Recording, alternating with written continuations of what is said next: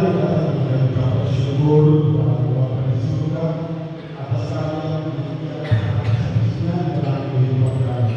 Sepanjang 2 hari kami ada di tempat ini menerima segala berkat dan Tuhan berikan atas segala berkat jasmani berkat rohani kami berikan di tempat ini ya Bapa.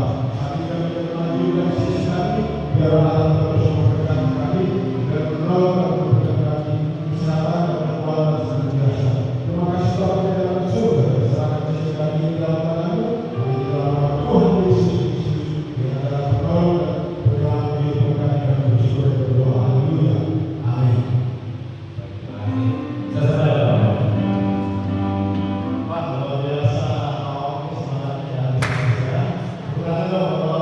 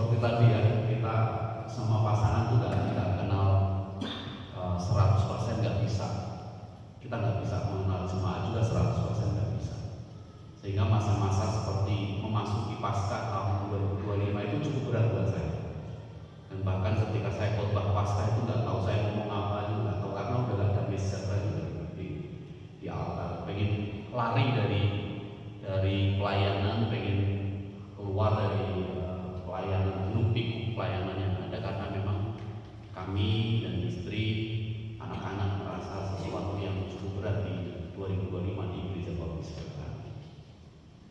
Sehingga memang ada tawaran untuk pelayanan luar, maksudnya pada saat seperti itu juga bukan proses saya melayani di satu gereja di daerah Tangerang dan sampai memproses untuk kami pindah. Tetapi ketika dalam perjalanan waktu akhir Desember kemarin kami sampaikan kami tidak akan pindah, kami tetap setia melayani Tuhan di Bainang. Jadi proses itu memang tadi yang sepertinya kayak presto, kita tertekan sekali. Saya nggak damai sejahtera, pulang juga emosi gitu ya, marah gitu. Kadang-kadang itu membuat kita nggak damai sejahtera. Gereja itu nggak nyaman, gereja korban juga nggak nyaman juga. Susah. Nah, saya menemukan kembali di sini, diyakinkan bahwa 27 ayat yang ke 13 Mazmur 27 ayat 13 tadi menolong saya mengingatkan betapa hebatnya Tuhan memanggil saya, prosesnya, dan bahkan mematangkan saya bersama dengan keluarga. Kami melayani sudah ini 3 tempat penggembalaan di desa, kemudian di kota Korban, di Bekasi, dan yang ketiga adalah di Sukabumi. Ya, kami punya pengalaman unik. Saya nggak bisa menebus tahun-tahun awal pelayanan kami sampai mengorbankan anak dalam kesehatan Israel. Nggak bisa saya balik lagi, nggak balik lagi. Cuman ini menjadi satu perenungan. Apakah saya tetap harus melayani sebagai gembala sidang sampai masa tua saya? Ini meneguhkan saya di ayat yang ke-13. Sesungguhnya aku percaya, aku melihat kebaikan Tuhan di negeri orang-orang yang hidup. Ya, kadang-kadang kita melayani Tuhan beberapa minggu ini saya menegur jemaat juga. Saya melayani 10 tahun, kita melayani bersama berpuluh-puluh tahun, gereja udah 63 tahun saat ini. Tapi seringkali kita sibuk bukan melayani Tuhan, tapi melayani perasaan jemaat. Ya, kadang-kadang kita hanya lelah menyelesaikan masalah hati jemaat. Ya, perasaan gak enak, tersinggung satu sama penatua ini, sama perancang ini, gitu, kalau di baptis ya, atau jemaat ini dengan jemaat ini kita yang selesaikan masalah itu hanya seperti itu. Kita lupa bahwa ada amanat agung yang harus diselesaikan juga. Kita seringkali lelah di situ hanya karena masalah perasaan jemaat, dan itu terbawa ke kita, ditimpakan kepada kita gitu ya. Seolah-olah kita beberapa kali saya mengambil ilustrasi zombie ya. Zombie banyak sekali di gereja itu zombie. Ya, orangnya ada tapi tidak punya perasaan, tidak punya kehidupan, yang sudah mati aja.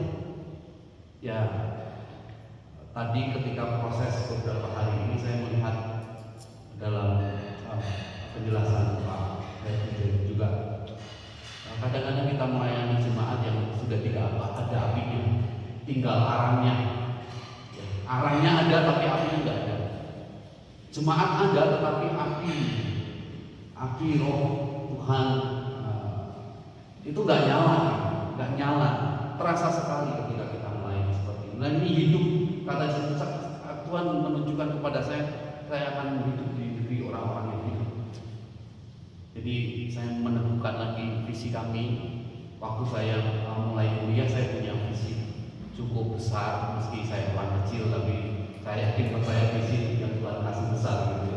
Saya rindu punya pelayanan rumah konseling yang saya seringkali bicara dengan teman-teman pendeta, karena di kelompok atau di kaum baptis itu pendeta-pendeta nggak ada tempat curhat, nggak ada tempat yang untuk menyampaikan perasaannya gitu ya.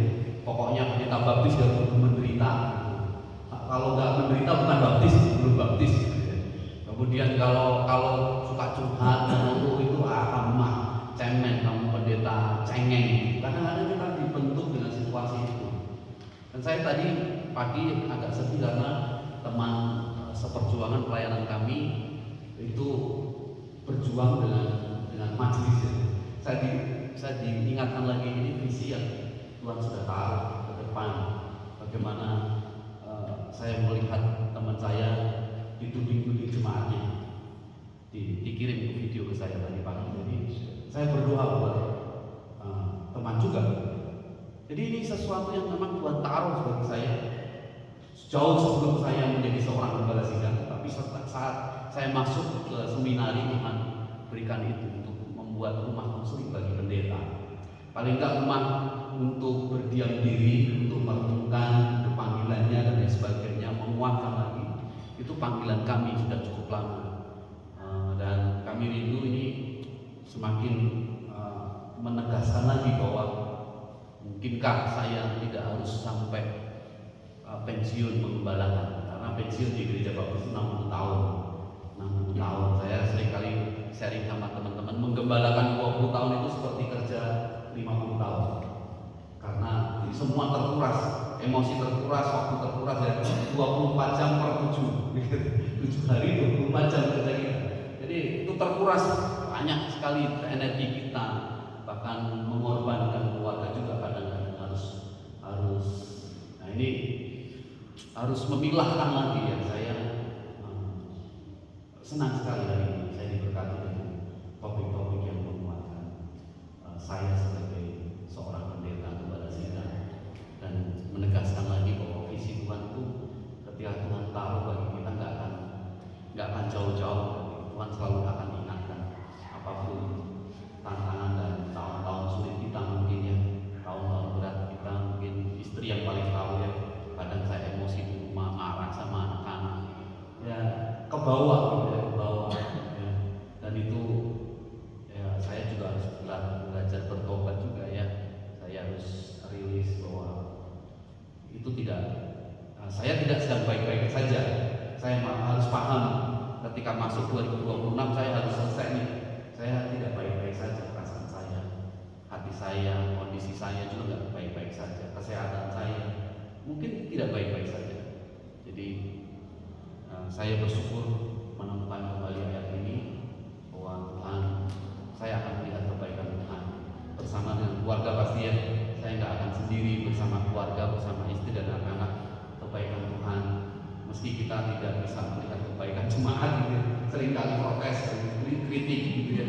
Ya kita sudah melayani sepenuh hati, ya meski diterimanya setengah hati itu nggak masalah. Jadi saya mencoba untuk merilis kembali apa yang terjadi dalam hidup saya. Jadi ini menunjukkan kembali bahwa tetap jalan pada visi Tuhan, jangan goyah apapun yang terjadi. Yaitu yang memberkati saya hari ini. Terima kasih teman-teman. Doakan kami sama istri, dan saya sama istri doakan untuk pelayanan saat ini ya.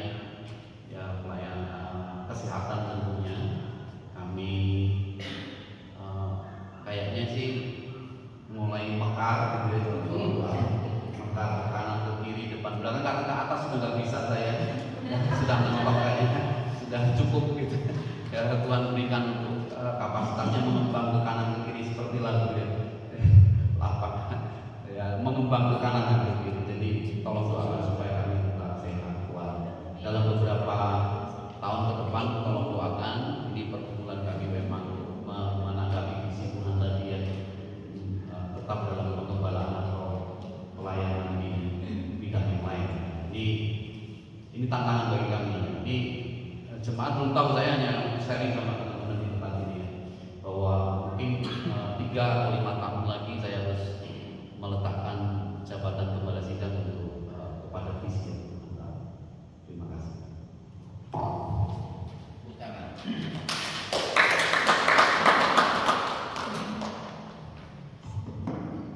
Biasanya Ibu ada yang mau ditambahkan? Lanjutkan. Ya. Diskus-diskus. Ya. Terima kasih, saya sangat diberkati dengan saat hari ini dari kemarin supaya memang ini kita berdoa dan berpuasa pada acara ini juga ya, tapi tidak membayangkan biasa itu seperti apa. Tapi ada satu hal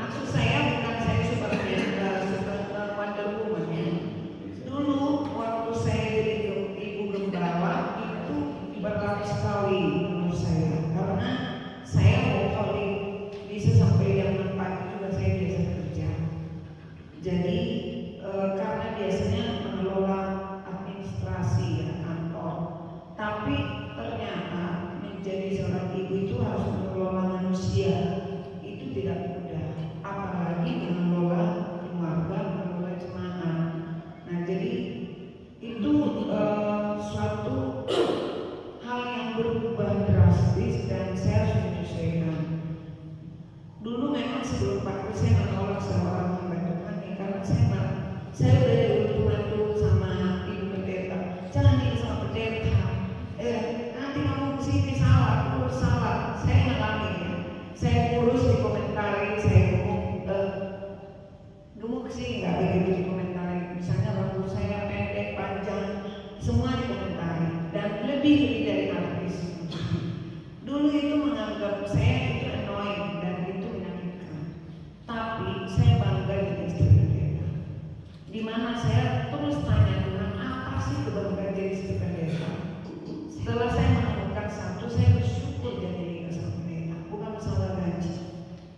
Nah kalau contoh panjang banget nanti jadi kayak episode 26 episode gitu ya. Ngalamin namanya 50 rupiah pun di rumah udah ngalamin gitu ya. Tidak ada. Jadi ngalamin waktu mengaku harus bagaimana, tapi saya nggak mau menceritakan hal itu. Saya mau menceritakan kebaikan Tuhan. Di mana bangganya saya masih merasakan ternyata jadi istri pendeta itu, you harus benar, itu aja. Jadi saya nggak mau memikirkan orang itu jahat sama saya enggak, tapi saya lebih senang what can I do, what I must do, apa yang Tuhan mau yang saya lakukan.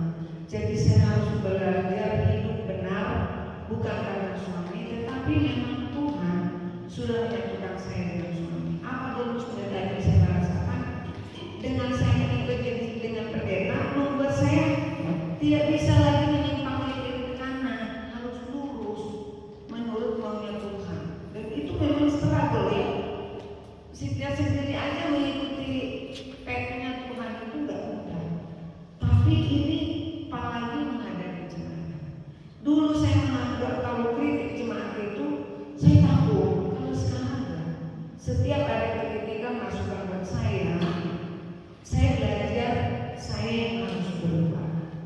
Saya tidak memikirkan kata mereka, tetapi apa yang saya lakukan yang mau buat Tuhan. Nah, ini membuat saya dewasa juga, sehingga suami itu kalau dia datang, saya sebenarnya yang paling sedih itu kalau dia di judge jemaat itu dimaki-maki, ditulis-tulis kata-kata yang buruk, itu lebih menyakitkan sih. Kalau saya bilang Meksi kamu begini, itu saya baru tahu cinta saya kepada suami saya baik banget. Kalau saya diakan karena itu, saya sudah belajar kuat, walaupun itu tidak mudah. Tetapi kalau suami kepalanya itu lebih mengerikan bagi saya. Dari saya belajar untuk menjadi penjual dia juga, menjadi orang yang harus kuat. Nah kadang-kadang hal inilah yang sebenarnya dilihat anak kami saat kami menangis. Kadang-kadang mama kita menangis, saya nggak bisa ngomong juga. Ini bukan kasar mencari kesalahan, bukan. Ini apa yang harus kami lalui, kami percaya itu bagian dari rencana Tuhan. Dan kami ingin mengakhiri pelayanan kami dengan baik seperti Paulus.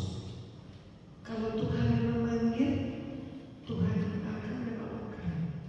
Dan kami ingin berbuah. Saat ini konsentrasi kami berbuah itu lebih kepada Injil suku-suku Sunda, lebih kepada Injil yang belum pernah mendengar. Dan kami tidak mau tadi terlalu mengurusi perasaan jemaat, tapi kami ingin amanat agung Tuhan dan maunya Tuhan yang kami mau dengar, dan itu tidak cukup. Bukan maunya kami tidak mau juga, tapi maunya Tuhan itu apa? Gitu ya. Jadi itu buat. Jadi itu. Tepuk tangan buat Tuhan ya. Ya, Bapak Ibu, karena kita ini sudah bicara ya, nanti waktunya izin saya batasi maksimal 7 menit satu orang ya. Oke, siapa lagi? Oke, yang sujud dulu ya.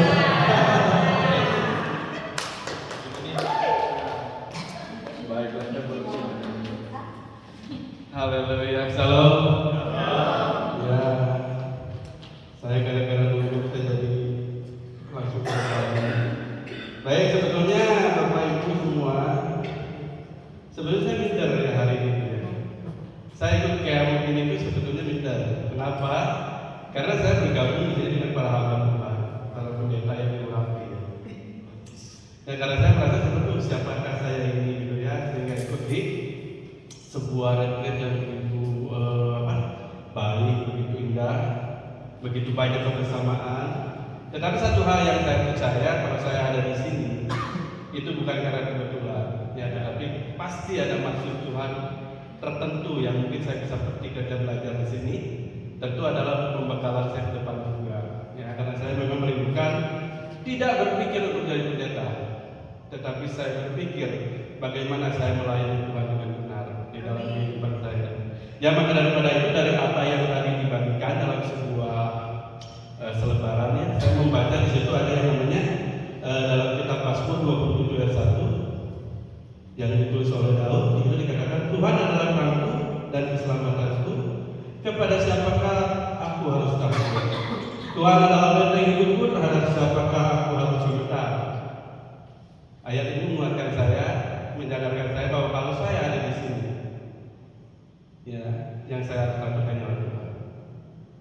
Ya, sehingga itu menguatkan saya bagaimana saya harus setelah selesai dari sini, bukan hanya sekedar ikut liburan, ya, makan kenyang, perut dan gendut, tidur dengan nyaman, dengan murah-murah, tetapi bagaimana dampak setelah ikut seminar ini dan rekan-rekan kita di sepelayanan bisa melihat dan mereka lebih rindu lagi untuk lebih melayani Tuhan lebih giat lagi. Ya, khusus 27 menit ya Pak. Ya, kenapa saya pilih ayat yang ini? Ya kan, karena rema yang saya dapatkan, kenapa? Saya hari ini, sampai hari ini, kehidupan saya hari ini dengan istri, itu semua karena anugerah Tuhan yang menopang. Ya. Sesi pertama itu langsung membuat saya menjadi segar kembali. Kenapa? Karena saya ada karena anugerah Tuhan yang menopang. Karena latar belakang saya itu saya bukan orang baik-baik. Ya, latar belakang saya bukan orang baik-baik. Latar belakang saya juga bukan orang yang cukup berada. Boleh dikatakan minus, gitu ya. Tetapi kalau sampai hari ini bisa ada sesuatu, memiliki sesuatu, bahkan Tuhan karuniakan 2 anak untuk kami didik, itu semua karena anugerah Tuhan. Maka daripada itu saya prinsip dengan istri dari pertama kami mulai berkenalan sebelum kami menikah, saya katakan kalau kita sampai Tuhan bersatukan dalam pernikahan, kita pergi dari janji. Ya, kami komitmen dengan istri kita jangan nebeng ke orang tua, jangan nebeng kepada saudara. Kita mau makan, kita nggak makan, kita hidup berdua. Betul. Saya pilih kota itu waktu itu Bogor, Sukabumi, Purwakarta. Saya kirim lamaran untuk saya mencari kerja karena tetap kita pindah kota harus makan, gitu ya. Enggak seperti tarik angin keluar angin, gitu. Kita kenyang, enggak. Kita harus makan. Saya berpikir kalau saya menikah saya bertanggung jawab kepada satu wanita ini. Ya, saya harus cari kerja. Saya kirim lembaran dan kejutan.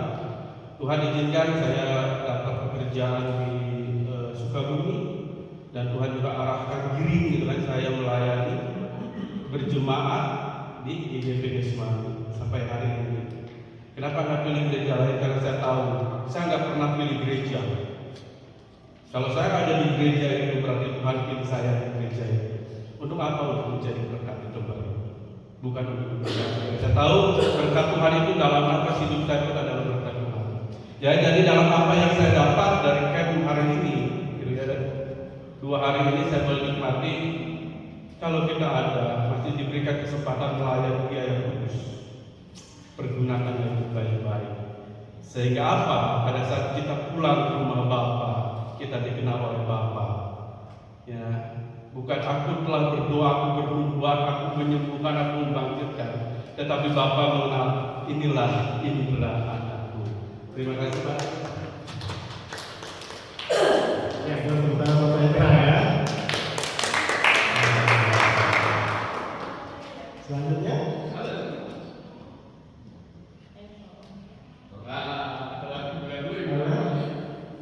silakan yang bergerak nanti.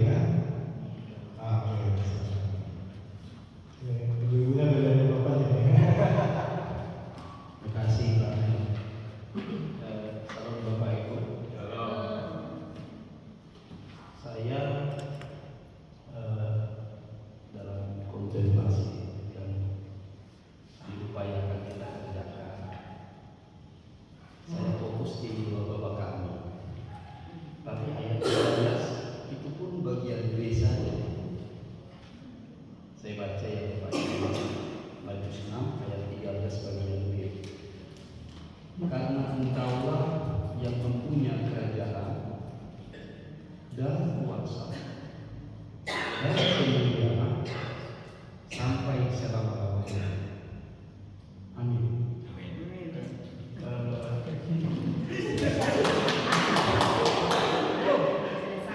Bagi saya ini penting banget, sangat penting sekali. Karena belakangan ini kita tahu tradisi gereja banyak bergeser dari doksologi. Tapi poin ini ada di Bapak. Nah Bapak Ibu, ini menarik karena begini. Saya ditahbis jadi pendeta itu tahun 2004.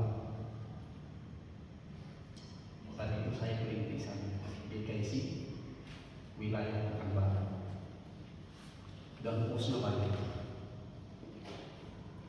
Tapi saya hanya jalan itu 3 kali. Dengan setelah datang teman-teman penginjil dari setiap Jakarta, saya itu menjadi hamba Tuhan yang paling terhina. Karena mereka semua udah komplit sarjananya.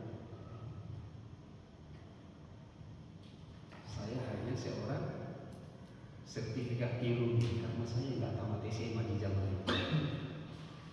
Itu sedih banget. Tapi sebagai saya tokoh utama, saya itu kepala sektornya. Dan kami di Sinodi gak ada gaji. Jadi suka duka itu banyak sekali. Setiap minggu saya nggak cukup khotbah di satu tempat karena ada 7 pos. Motor dari ujung ke ujung segala macam, sawit dari ujung ke ujung kayak baru kita pulang segala macam. Tapi puji Tuhan Bapak Saudara, ketika saya sudah ditahbis dari pendeta ditarik ke Jakarta, kita ujian banyak toa, ujian A dan seterusnya.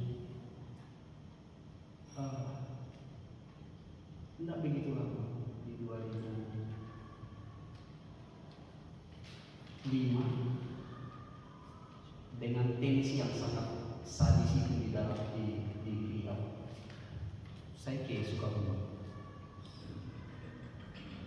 merintis ke GKIC Kota Sukabumi dan sangat panjang perjalanannya. Jadi saya ada mengalami perbedaan tajam.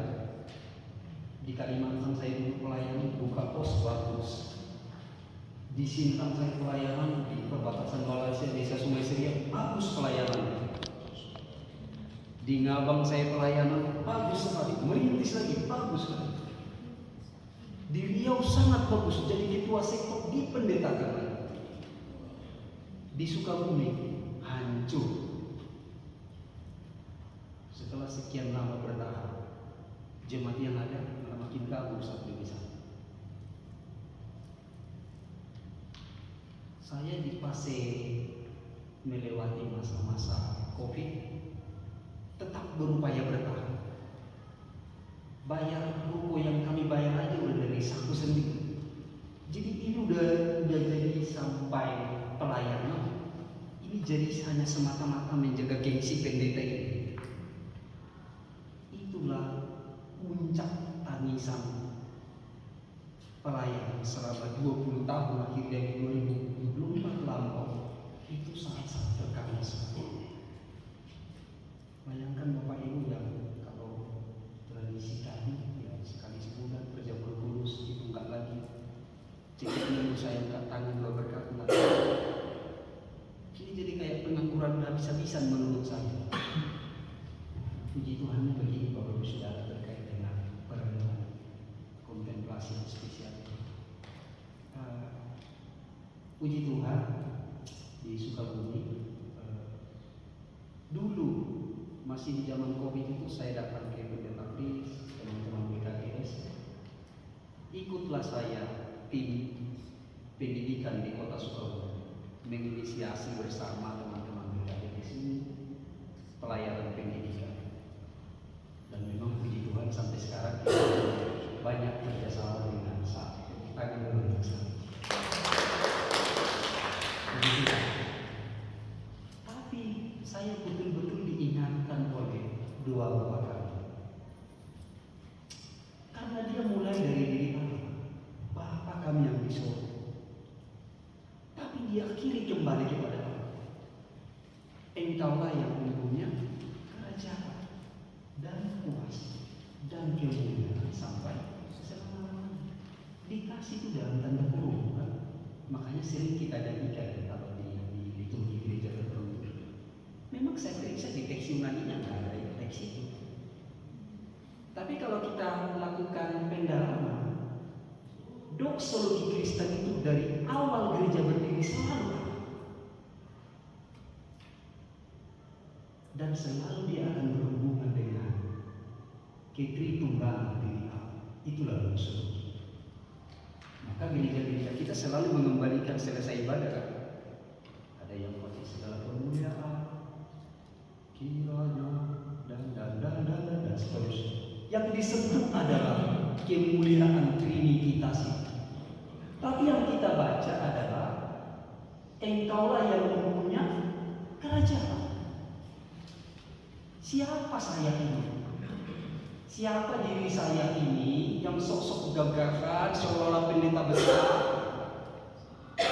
Kalau kita melihat dua bapak kami, kita ini hanya makhluk hina yang sangat besar. Dilayakkan memanggil dia Bapak.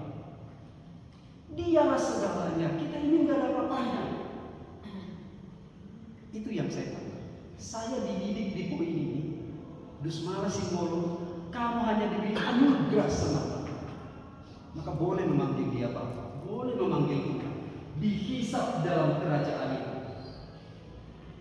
Bahkan diberi kita menikmati kuasa dan puncaknya. Harus fokus memuliakan Tuhan. Jadi memang pelayanan kita ujung-ujungnya kunci sukses terakhir pelayanan kita bersama memuliakan Tuhan. Kiranya ini boleh membakar semangat kita untuk kita fokus memuliakan Tuhan. Dan ditentukan amin. Memang harus jadilah demikian. Tuhan berkati.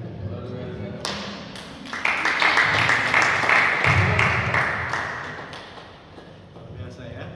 Silakan Bapak Ibu, silakan. Ibu dulu silakan.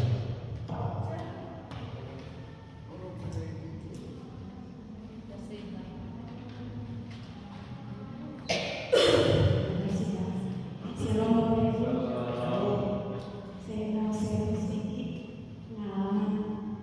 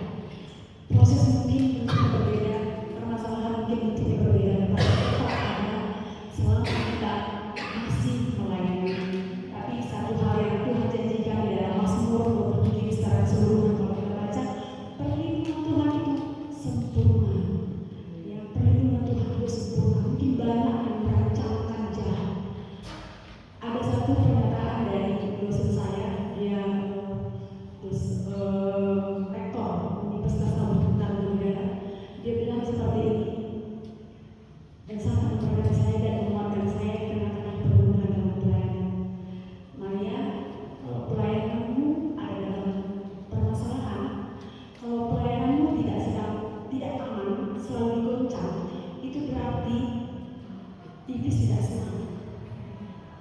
Jadi bisa dipakai lewat apa saja. Jangan takut, ingat janji Tuhan bahwa perlindungan Tuhan itu sempurna. Kekhawatiran mungkin ada, tetapi Tuhan kita lebih besar, dan yang Tuhan mau kita nantikan Tuhan dan tetap percaya. Saya sangat berkati semuanya dengan ayat-ayat tadi yang kita baca. Lengkap sebenarnya, lengkap semuanya yang dikasih tahu di Yesaya 61, di Matius 5, 6, dan 7. Sebenarnya semuanya sudah disediakan oleh Tuhan untuk menjadi senjata bagi kita. Cuma memang dalam praktiknya, dalam hal itulah kita butuh proses kerjanya. Tapi tadi satu perkataan Pak Pendeta juga, jangan bilang proses saja, tapi progres.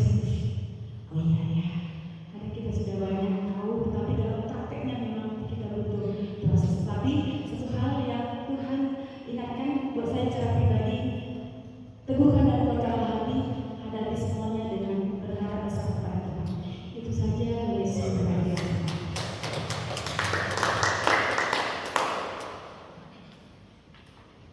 Terima kasih, Bro. Ya, silakan.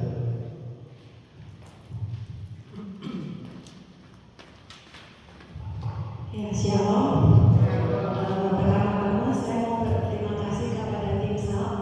Ya, mungkin kami hamba-hamba Tuhan itu terbiasa tampil sempurna di hadapan jemaat. Tapi di sini kami boleh jadi apa adanya. Ya, kami juga jadi boleh mendengar gitu ya firman Tuhan. Jadi kami sebagai umat di sini ya, saya bersyukur. Dan ini yang saya syukuri ini yang sebenarnya memang kami butuhkan. Saya pernah ikut wanita bijak, suami saya ikut pria jati, tapi waktunya nggak sama. Jadi nggak pemulihannya nggak sama. Jadi mungkin seminggu kami berubah, balik lagi. Dan beliau juga begitu ya. Tapi kalau dengan begini couple, jadi dua-duanya diubahkan. Jadi ketika kami saling minta maaf, saling mengkoreksi, itu sudah benar hatinya ya. Jadi kalau yang cuma sebelah, jadi kan yang memang aku begitu gitu ya, masih ada seperti itu. Dan saya bersyukur, dan saya juga bersyukur rekan-rekan sepelayanan di tempat ini. Saya senang banget gitu ya ketika kita sama-sama berkumpul, melepas dari sinode kita, gimana cara liturgi pelayanan kita, tapi kita sama-sama bersatu. Itu yang kerinduan saya dari dulu ya. Saya SMA itu ikut generasi tanpa tembok, jadi benar-benar tanpa sinode, tapi kami pelayanan ke anak-anak jalanan. Jadi kalau saya melihat pendeta-pendeta kumpul begini, saya senang, karena di Magelang itu acara seperti ini tuh sering, dan di sini saya tidak pernah melihat. Jadi saya bersyukur untuk apa namanya bisa ini ya. Jadi saya bisa kenal ibu ini gitu ya. Selama ini mungkin kita tidak saling mengenal, padahal yang fokus kita sebenarnya sama, membawa jiwa-jiwa datang kepada Tuhan. Nggak ada lagi ya, lepas dari liturgi itu apa sih fokus kita, kan kita hanya itu gitu. Nah, di sini saya juga diberkati ya. Kemarin mungkin kita juga tanpa sadar ada beberapa yang kita pikir sudah selesai, tapi kita diingatkan lagi, oh iya ini luka saya, ternyata masih semangat. Cuma selama ini saya tutup, dan saya bersyukur dari setiap sesi itu saya pasti mendapat sesuatu ya. Nah, saya bersyukur di situ, dan kita di sini semuanya boleh saling menguatkan, kita boleh diproses, dan kita boleh saling mengenal, terutama pasangan kita, karena memang wanita dan pria itu berbeda ya. Di sini juga untuk perenungan yang saya dapat, saya Pak Kris dan Ibu sama ayatnya, jadi gabungan gitu ya. Saya di Mazmur 27 ayat 13 sampai 14 ya. Jadi di sini kan ada kata di negeri orang-orang hidup. Nah, saya juga sedang, itu ayat yang menguatkan saya. Saya akan melihat kebaikan Tuhan, karena saya pun sedang berjuang untuk terus hidup. Ya, saya kena cancer September 2025, saya divonis. Awalnya saya hanya dikasih tahu saya akan operasi tumor jinak, tapi saya tidak tahu bagaimana itu berubah menjadi cancer gitu. Saya ada di posisi dari nenek saya itu semalam, jadi saya pikir ini salah gitu ya. Waktu saya sampai nangis, saya sampai ketiduran karena capek menangis itu, pas pagi itu saya kan kebangun gitu ya. Saya lihat hasil biopsi itu masih tergeletak di lantai, pas saya bangun, oh ini bukan mimpi gitu. Cuma puji Tuhan, Tuhan ingatkan saya bahwa saya tidak boleh terpuruk di situ gitu. Saya telepon 3 pendoa yang tidak saling mengenal. Saya hanya bertanya begini, tolong cek hati saya, apakah saya marah sama Tuhan. Saya tidak minta kesembuhan, saya tidak minta apapun, saya cuma bilang tolong cek hati saya, karena saya tahu kalau saya marah sama Tuhan, saya tidak akan mengalami mujizat. Saya pasti mati, kata saya seperti itu. Dan puji Tuhan, dari 3 orang pendoa-pendoa yang saya telepon itu berkata semuanya bilang tidak, kalau tidak marah di depan Tuhan. Mereka berdoa untuk saya, lalu mereka dapat penyikapan dari Tuhan gitu ya. Di situ oke, berarti saya akan merasakan lagi mujizat dari Tuhan. Saya bersyukur, saya bukan orang yang baik, bukan orang yang punya iman yang luar biasa, tapi saya tidak kalah lewat meja operasi. Setiap saya dapat jadwal operasi, sehari sebelumnya saya sembuh. Itu selama 3 kali. Jadi sampai dokter Randy itu sampai pas mau operasi saya waktu itu, saya kan pertama usus buntu nggak jadi. Jadi pas mau operasi hilang dia di USG itu hilang, yang kotak itu hilang. Lalu yang kedua, saya tidak bisa BAB 10 hari, katanya ada masalah usus besar saya. Jadi besok saya dirawat di dokter itu dari hari Jumat. Nah saya kebetulan hari Senin saya operasi itu, Sabtu Minggu tuh saya tidak ke air gitu, tetap dikasih obat apa gitu ya. Pas Minggu malam, luar biasanya Tuhan, besok pagi saya harus puasa, tiba-tiba saya mules. Tapi karena beberapa waktu kayak saya mules gitu ya, jadi saya pikir ini kayak kemarin lagi kali gitu ya, sudah hampir hilang dengan saya gitu ya. Tapi puji Tuhan malam itu saya benar-benar, dan anehnya saya tidak merasain yang namanya sembelih luar biasa, tidak, lancar jaya kayak jalan tol ya. Jadi saya tuh itu ajaibnya Tuhan, ya jadi operasi lagi gitu ya. Walaupun maaf gitu ya, maaf gitu ya, malam itu saya kayak mau pingsan di dalam kamar mandi, bayangin 10 hari tusuknya seperti apa. Jadi udah saya kuat, Tuhan pusingnya tuh karena bau, bukannya apa gitu ya. Itulah ajaibnya Tuhan kita. Nah yang terakhir itu saya 3 kali terus ada benjolan juga, tapi puji Tuhan di pundak dibilang cancer waktu itu, anak saya umur 2 tahun, tapi ternyata itu bisul, udah bilang aja itu juga. Nah itu ajaibnya. Dan yang keempat, saya benar-benar operasi. Saya pikir waktu itu Tuhan, saya udah bilang iman saya, saya akhirnya masuk desa operasi. Ternyata saya harus operasi batu empedu, ternyata empedu saya sudah pecah 2 minggu. Jadi ada keajaiban lain kalau saya masih hidup. Sekarang ternyata empedu saya tidak punya empedu sudah pecah, jadi operasi saya yang harusnya sebentar itu jadi lama. Jadi ketika saya bangun ini semua sudah ada selang, jadi yang keluar itu kayak cairan rumput gitu loh. Jadi sudah kotor di dalam perut saya, tapi puji Tuhan saya tidak apa-apa. Jadi dokter aja bilang baru pertama saya operasi seumur hidup saya ada kasus seperti ini, tapi ibu tidak meninggal. Itu dokter yang itu. Dan saya menceritakan, oh ya karena saya punya Tuhan Yesus, saya begitu aja gitu. Nah singkat cerita, makanya untuk yang ini saya tidak khawatir karena saya, puji Tuhan, berarti Tuhan mau kasih mujizat lagi. Saya mau menceritakan kebaikan Tuhan lagi gitu ya. Dan saya bersyukur di tempat ini saya bisa bertemu dengan Bapak Ibu ya, tak kenal maka tak sayang.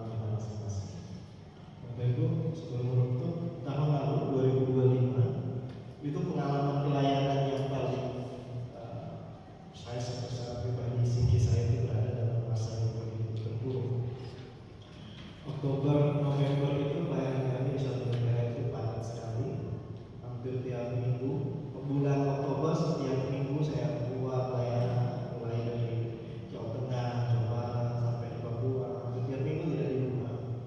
Kemudian November begitu saja, hanya 3 minggu, hanya 1 minggu saya di rumah dari 4 minggu itu. Tiba-tiba adik saya itu terkena dioperasi, tertabrak, nggak dioperasi tapi tertabrak kendaraan terus truk transportasi.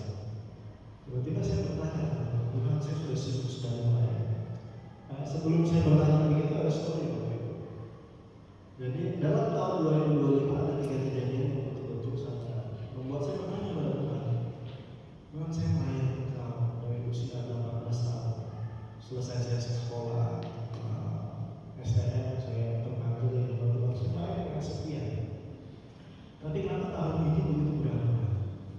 Mulai dari mama saya, tiba-tiba dia stres, tengah malam ambil rokok, kemudian tiba-tiba dia menyanyi, tiba-tiba dia menangis, sudah benar-benar stres, sudah tak bisa mengendalikan pikiran. Itu kejadian pertama. Kedua, adik saya tadi saya katakan kena November di minggu pertama, tertabrak truk tiba-tiba. Karena dia anak perempuan satu-satunya di keluarga. Dan November minggu ketiga, saya pas ada di Papua, papa saya kena stroke sebelah kiri, tangannya sudah tak bisa gerak, Saya bertanya Tuhan, merefleksi pada diriku sendiri. Pertanyaan itu kuat sekali bisa. Apa yang kurang? Bapak Ibu sebagai manusia saya tapi saya menemukan dari Mazmur 27 dan juga Mazmur pasal 23. Pertanyaan-pertanyaan itu menggelisahkan dia, tapi yang lebih utama dari semua kejadian itu hanya satu, yang saya ambil buat saya buat hanya satu. Berhubungan dengan Tuhan itu tak selalu bicara tentang pekerjaan Tuhan. Yang lebih utama adalah bagaimana hubungan dengan Tuhan itu sendiri. Makanya ketika Mas Kopda berkata, Tuhan adalah Tuhanku, Ia memberikan aku di padang yang berbulu hijau. Tidak dikembangkan firman itu Bapak Ibu, tidak digaungkan oleh pendeta-pendeta besar. Enggak. Tapi ketika saya membaca itu teduh sekali, kuat sekali bisa membuat hati nurani saya tenang, pikiran saya kembali ke sana pada Tuhan. Iya ya, mungkin pelayanan saya itu dari itu betapa banyaknya saya melayani dengan pekerjaan besar. Tidak bicara tentang sesuatu yang tidak tapi bicara tentang hubungan. Nah, yang paling menguatkan saya adalah momen di mana saya didoakan, saling didoakan sesama Tuhan. Ini juga saya mendorong Bapak Ibu saling mendoakan satu dengan yang lain. Jadi Bapak Ibu boleh berhitung mungkin dari Pak Luther, 1, 2, 3, 4, ya laki-laki dulu 4, 5, 6. 1 Pak, 1 mengulang ke 1 dulu ya. 1 kurang-kurangnya bilang ya. 1 Pak 3, 5. Yang 5 boleh berkumpul saling mendoakan berdua-berdua. Silakan yang berdoa. Yang berdoa. ada yang mendoakan dia nanti. Yang 5 dengan 5, kemudian yang 1 dengan 1, yang 2 dengan 2. Silakan. Satu kita.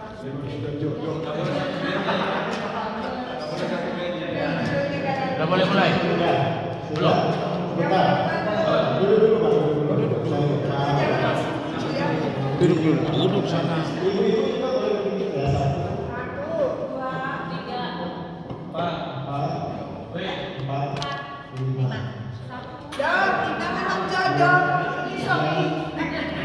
Oke, yang 1 dengan 1, kemudian begitu seterusnya 2 dengan 2, yang 4 kemana? Oke, yang sekarang bagian sudah biasa kemudian. Oke,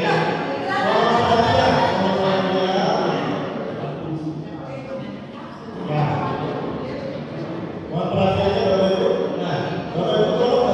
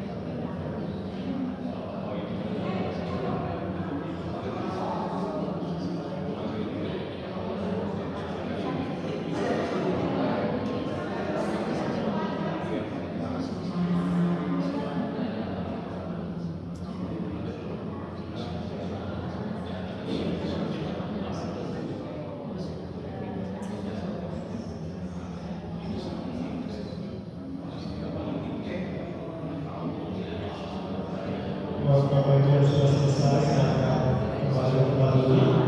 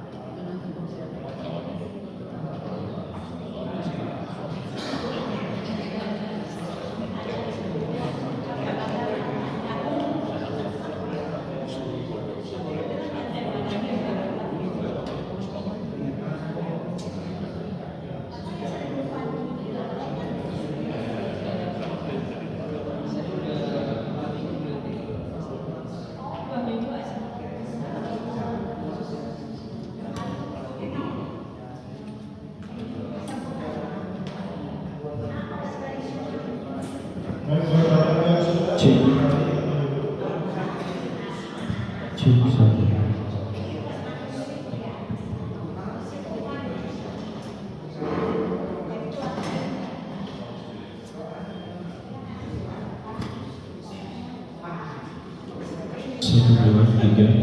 cek.